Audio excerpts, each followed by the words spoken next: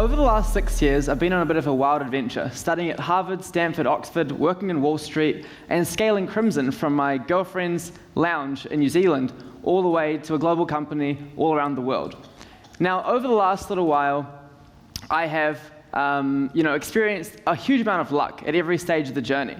But more than anything else, I've learned a lot of different strategy tips. So today I'm going to walk you through 10 of the best tips I have for you to succeed in this next phase of growth. The first up, I'm going to start pretty light. We've all sat there at home and Mum's put a plate of food in front of us and told us to eat everything on the plate. Now, there's a number of reasons why you might do this. You want to make your mum feel like her cooking's pretty good, which I'm sure it is. But more generally, people often take this mentality that when they're in a situation, they've got to see it through to the end. Now, I take a very different approach. Generally, think about a buffet, right? There are people that leave the buffet and they want to stuff themselves with every last piece of sushi. Then others who want to leave happy. Now, what does this analogy mean in life? I'll give you a funny example. So when I was in New Zealand, I did a lot of debating. And I was pretty good at debating in the context of New Zealand. But when I got to Harvard, there was a student in my year called Bo, who was actually the #1 best debater in the world in high school. Pretty stiff competition. And there was another guy actually at Harvard too, who was the second best debater in the world, called Finale. And unfortunately, they were a team. So what this meant is that my debating career was coming to a brief end. So, after going through these weekend debating tournaments, I decided this wasn't the game I wanted to be playing in. And so I switched to doing finance, which ended up working a lot better. So whether it be in an exam, when you're stuck in a question you can't solve, or whether it be choosing an extracurricular, what you want to do is basically systematically focus on maximizing your outcome rather than just getting something done, through to the end. Next up, burn up tail risk. Now, tail risk is a technical term used in finance to describe a risk that can affect a portfolio. I guess in a more sort of simple way to describe this, think about a small probability event that can have a huge impact, like a hurricane or a tsunami. Now, I don't want you to think about these things in the context of a country right now, but rather you as a person. What are the tail risks that can basically rock your world and throw you off course in your career or in your education? Now, that can be things like becoming alcoholic, becoming addicted to drugs, becoming chronically depressed.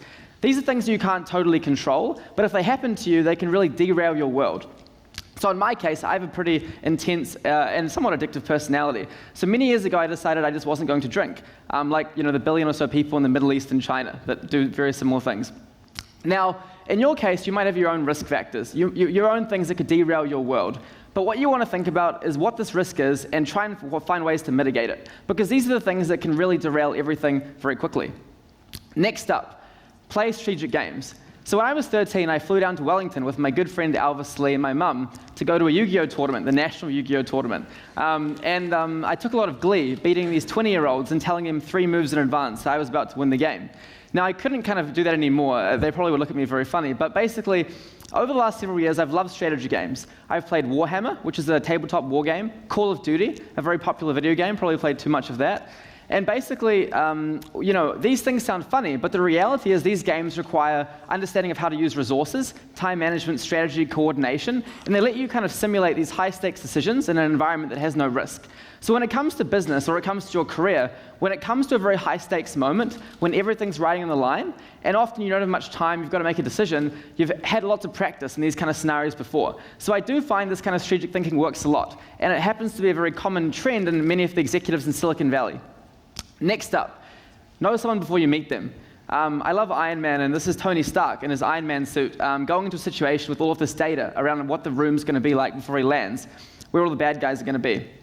Now, many of us go to a job interview or to a scholarship interview, and we don't know much about who's interviewing us. We roll up and we try and wing it.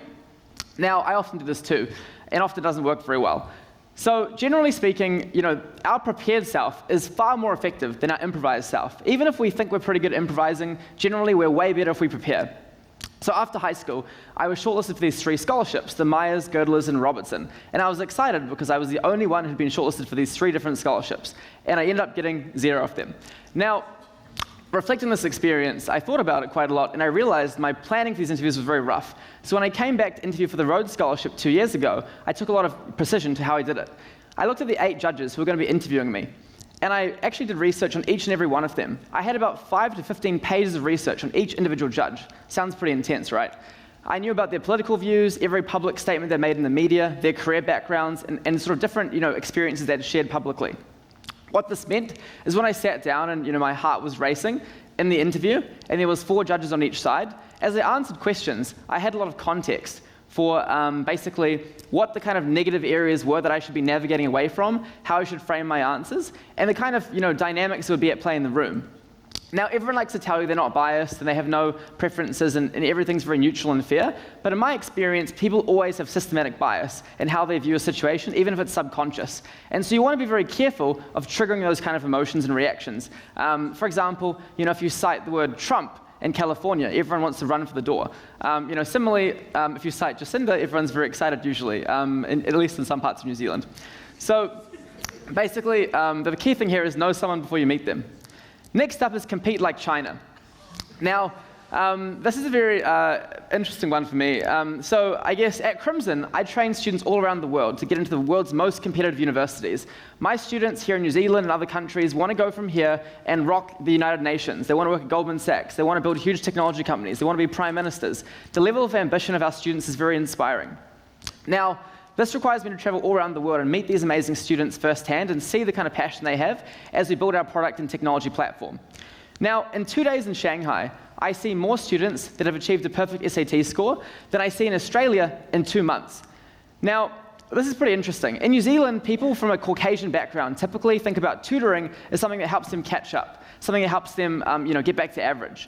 But in many of the Asian communities that I work in, tutoring is viewed as something that's just a basic part of life. Now, 1 hour of tutoring is about 3 or 4 hours of actual school in terms of equivalent impact. So if you think about how much time you spend in school, and then you add, say 5 hours a week of tutoring, which is, probably below average in a lot of these Asian countries that I operate in, that's actually almost double the amount of effective schooling that a New Zealander would have in school. Now, no matter how smart we are, if someone's working twice as hard as us academically, it's hard to keep up with them.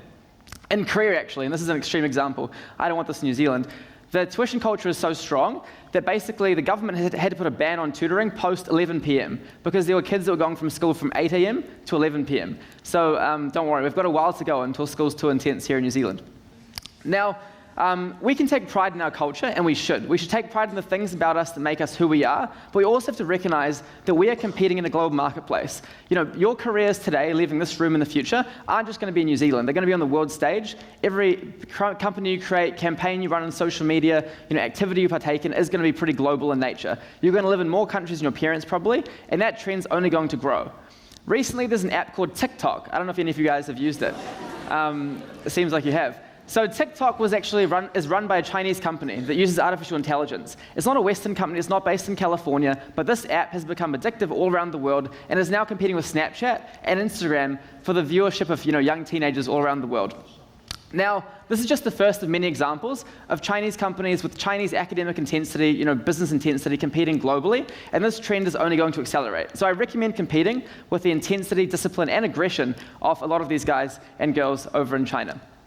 Next up is ask. So in my life so far, I've had a number of very lucky experiences. We've raised more than $60 million so far to scale Crimson all around the world. I've had the opportunity to study with many amazing professors at these top universities. And none of these experiences that I've had, the really transformative ones in my life, have been an application form. There's been no kind of path you just walk in to get these opportunities. You've got to ask, bang down doors, ask for opportunities. And actually, being an entrepreneur is all about finding opportunities and pathways that never existed previously. So from your romance life, to your business life, to your academic life, unless you ask, almost nothing else happens. Now, you want to ask for help, ask for your career tips, ask for more responsibility, ask for knowledge when you're stuck in school. I was always the kid who was a bit, after English class, asking for more questions, be that kid, if you can. Next up, psychologically, one of the most effective ways to actually build relationships with people is to ask for help. As humans, we're wired to want to help one another. We're very altruistic. Of course, some people in the world aren't very nice, and there's some meanies out there. But generally, people do want to help. So every day I get a lot of cold emails coming in from people around the world, and I almost always try and respond and help these students out that are asking various questions, because I just feel compelled to do so.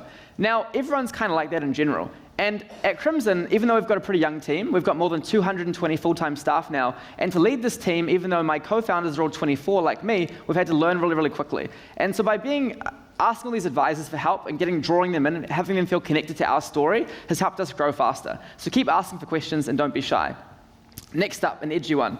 Treat rules as cost-benefit decisions, not restrictions. Now, I want to draw a distinction between rules and ethics.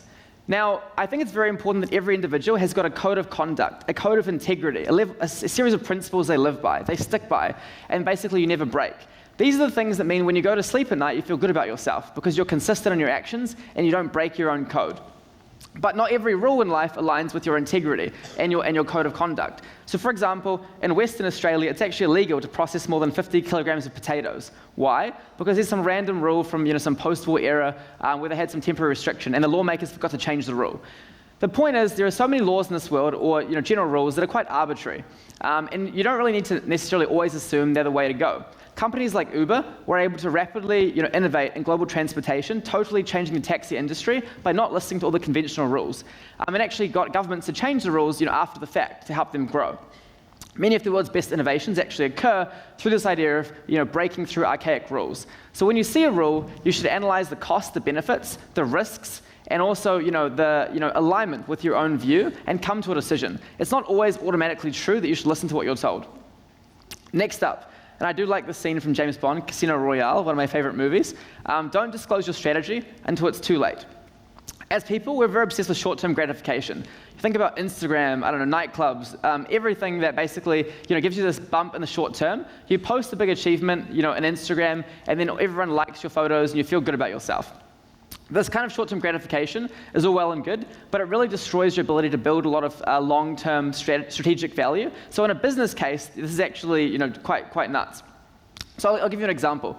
At Crimson, I have many students all across the country, schools here in Christchurch, Wellington, Auckland, etc., training to get into these top universities, medical schools here in New Zealand, etc.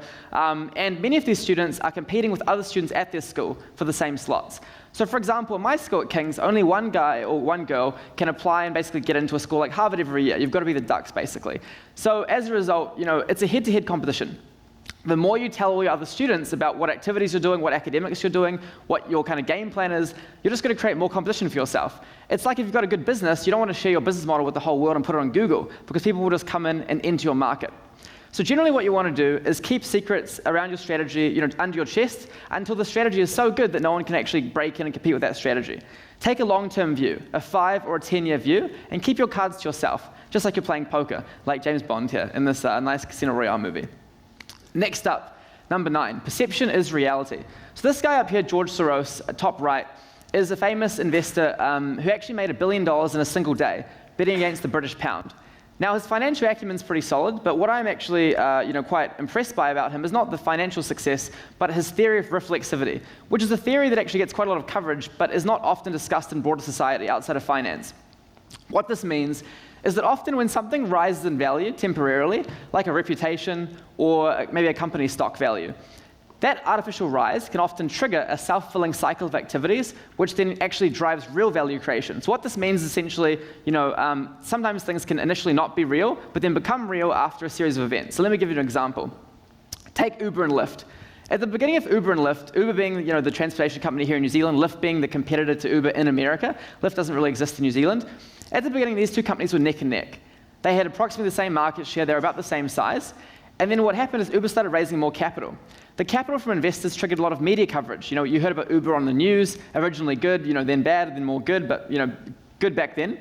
This media hype helped attract employees to the company. So if you're an engineer, you're really good at data science, you're choosing between Uber and Lyft, then what you might do is go to Uber because of the media hype, the excitement sounds quite good. So even if the companies are materially quite similar, this temporary boost in reputation helps attract engineers in and other kind of people like customers. This then leads Uber to grow faster, take more market share, and then eventually actually become worth more. So in business, but also in general in careers, perception is reality. If you're perceived to be a high quality person in a business context, you'll probably get paid more as well. So it's very important that you have this notion in your mind all the time. This guy, Masa, just raised $108 billion for his next fund called the Vision Fund to invest in technology companies around the world and build this leading kind of combination of technology businesses. Now, he isn't the best investor.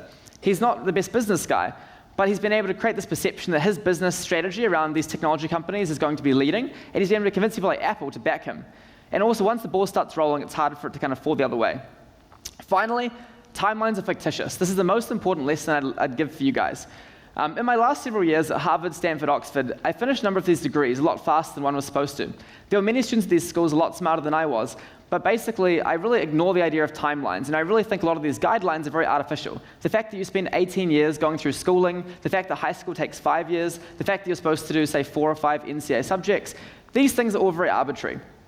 Generally speaking, if someone tells you this is going to take 2 months, you'll spend 2 months on it. If I tell you this will take 2 days, you'll spend 2 days on it.